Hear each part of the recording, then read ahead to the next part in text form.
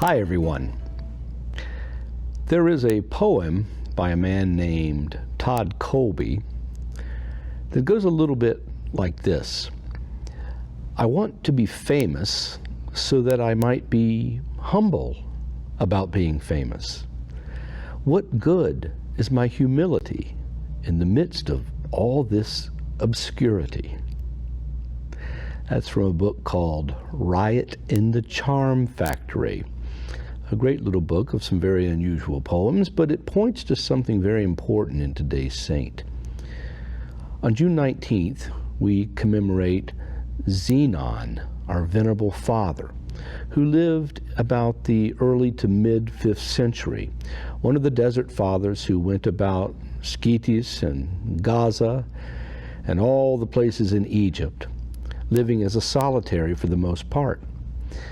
And he had some rules that were given to him by one of his elders that said, well, don't settle near a great man, and don't settle in a famous place, and don't dare to erect the foundations of a cell yourself. In other words, he wasn't to take anything for granted in terms of what the Lord was going to give him, nor did he want to be influenced by anyone famous in order that he might maintain his humility and not get too puffed up by such an association. Zenon himself was a very, very humble man, someone who was perhaps in the practice of humility that we might call extreme. Although Mr. Colby's poem probably makes a good point about most of us wanting to exercise our humility with some degree of fame, perhaps, Zenon would have none of it. The man was someone who was even so concerned about the idea of borrowing some food that he was afraid of the punishment that might ensue. In fact, one day when he was in a cucumber patch, he saw one of the cucumbers and was very hungry and thought to pluck it and eat it. But then it came to him, if I do this, I'm actually stealing. And if I'm stealing, there will probably be punishment that follows. So what should I do? So he went and he stood out in the sun, the burning, scorching hot sun, for 5 days. And after that 5 days, he couldn't bear it any longer. So he thought, I can't bear this punishment inflicted upon myself. So how am I going to bear the punishment for stealing, which would certainly be imposed on me?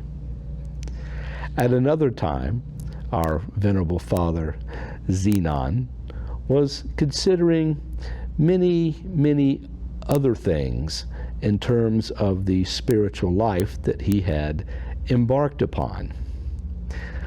One of these was the very idea of prayer itself.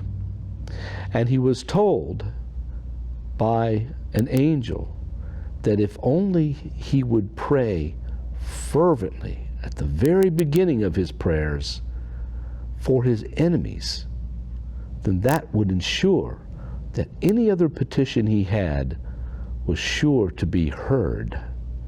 And he followed this for the rest of his life.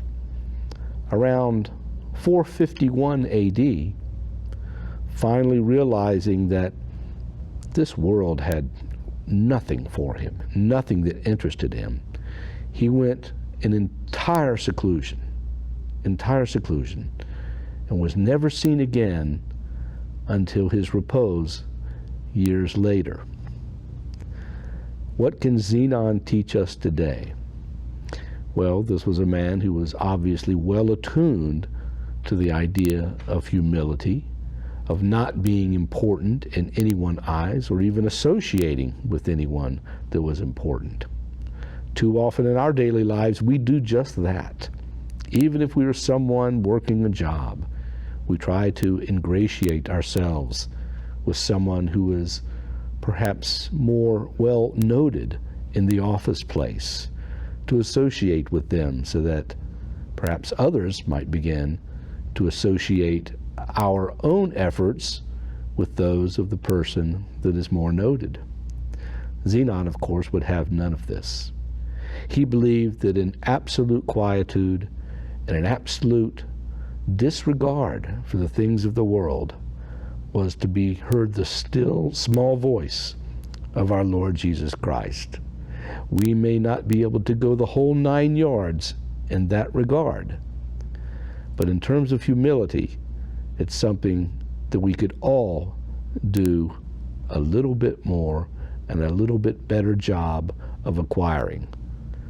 The rewards will be great, and the things that we think that we're going to get from the world in that regard, well, ultimately, they're not going to be worth it. Bye-bye.